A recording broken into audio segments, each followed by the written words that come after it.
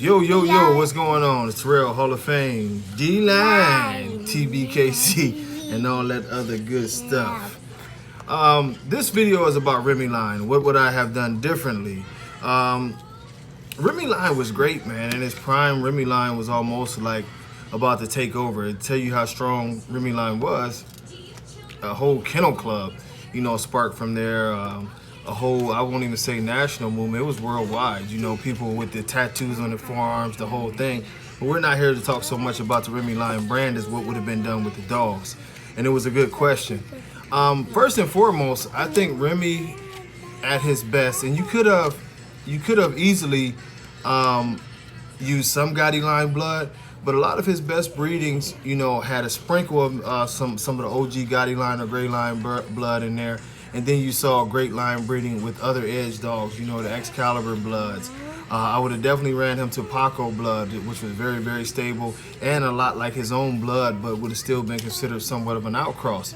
Kamali was another dog that I would have ran, pretty heavily to that nemesis in those days, because those were the dogs that fit a lot of his characteristics and his qualities, but also would have kept away the issues and supported some of the issues that were in the background of his blood, like the weaker hips and things of that nature.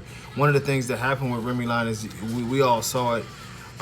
You start seeing 15 times Remy, 20 times Remy. They went so deep in on the Remy that they boxed themselves in the corner a lot of ways. Now, of course, as this thing went on, this would probably be the biggest thing is we saw him go away of talking about the Rim Bull, and then Fabian drifted, and now he's doing exotics and different things of that nature. And I think that was always, and not to take a shot at Fabian, so I don't want nobody to take it that way, but that was always the most fragile thing about the whole REMYLINE movement. It was never from the top, let's say that. You had people who supported the movement, loved the dogs, and they were dog men. But at the end of the day, it was never a real dog movement. It was more so of a, I'm going to brand something, I'm going to push this, and you know what I mean? If you like it, you like it, one dog, one line, the whole thing. And this is the thing, like when you're doing a dog line, or if you're serious about a dog program, you have to be committed. So if you ask me really truly what would happen, what would I have changed or what would I would have done, I would have stuck with it. REMYLINE was on its way to being great. There are some great dogs outside of Remy that come from the REMYLINE family that were very, very, very nice dogs. And the only thing that really truly killed the REMYLINE movement is just they didn't stick with it. A lot of his people inside the group, and this is them talking, but a lot of those people consider Fabian a sellout, When he started pushing more extreme and different dogs outside of what the REMYLINE thing looked like, a lot of people got really butthurt, and you can't blame them, because when you invest, a lot of time and money and energy into, something that you believe in, and then the very leader of it starts changing things on you, and making what you have, let's just say, not just obsolete. Stop, man. Not just obsolete, but at the same time,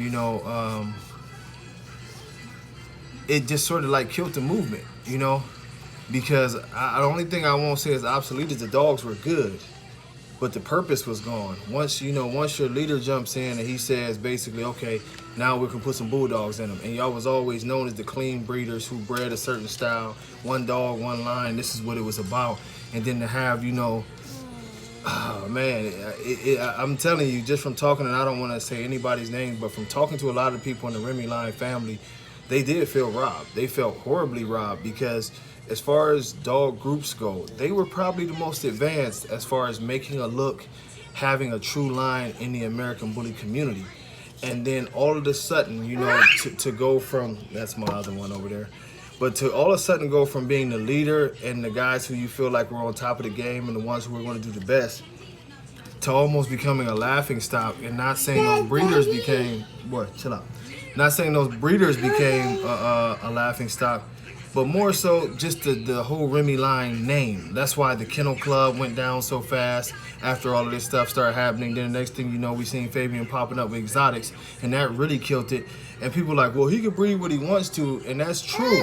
But you have to understand that when you're the head or the leader of a movement, so to speak, and you invalidate yourself by everything that this movement stood for. This movement did stand for, you know, they didn't say it, but the people behind it, they backed that look. They backed that type of dog. You know, a dog with some fire, a dog with a great look, a dog that, you know what I mean, was the epitome of what an edge dog, you know, was considered to be, and just a very, very badass dog. So when you, y'all hearing all kind of stuff going on, but when you see people just totally, you know, go the other way, and they're the ones who you know, was the leader of the movement, or leaders of the movement for that matter, it killed REMYLINE. This is why we don't see REMYLINE around. This is why we don't see REMYLINE spoken of. And I'm telling y'all, just maybe 5 years ago, I go back to maybe 2016, 2015, 2016, REMYLINE was still very strong and a lot of people out there. And it was a movement that lasted for well over a decade. And the saddest part about it is that it all went downhill because, like I say, a lack of commitment, a lack of stability.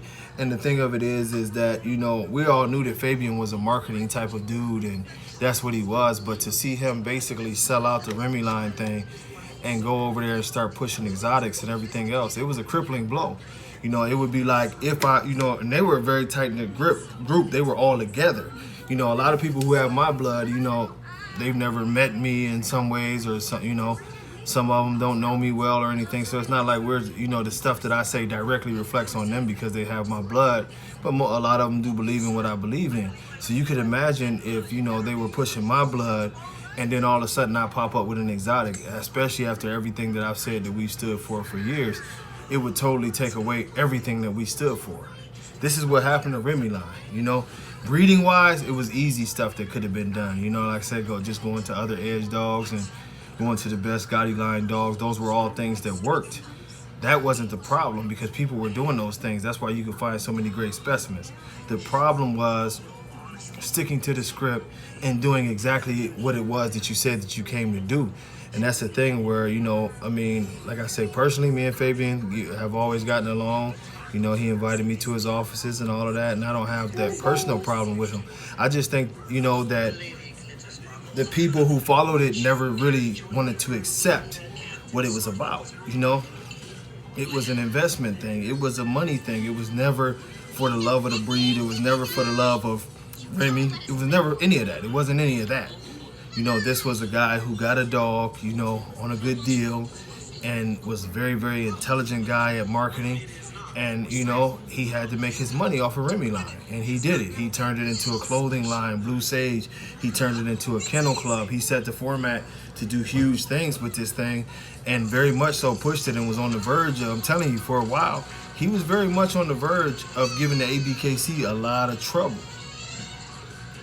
A lot of trouble. And, you know, just like anything else we do in life, you can be, you know, batting 1,000, hitting every shot, doing your thing, but at a certain point in time, if you make that one drastic mistake that totally damages everything that you ever stood for, it ain't no coming back for that. You can make mistakes, you can make financial mistakes, you can make all kind of mistakes, but once your integrity is questioned and what you hear about, and especially in the dog world, when you get that title that you ain't no real dog, man, and this, that, and the other, people no longer follow you.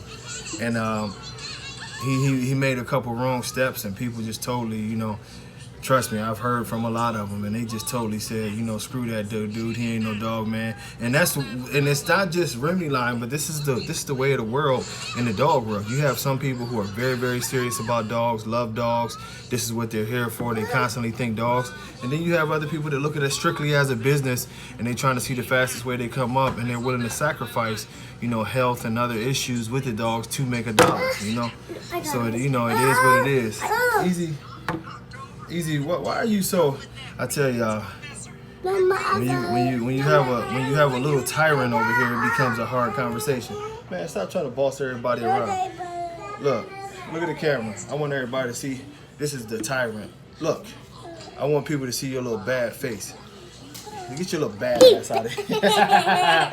But anyway, man, hey, stop trying to fight. See what I told y'all? That's a game ball. Stop. That's Miyagi stuff. But until, but until next time, man, thank y'all for being patient on this video with me. I had to get it in because I promised I would get it in before I got on the plane. I'll be catching up with all of y'all. Much love. God bless. Love you. Oh, they love you too. Peace out.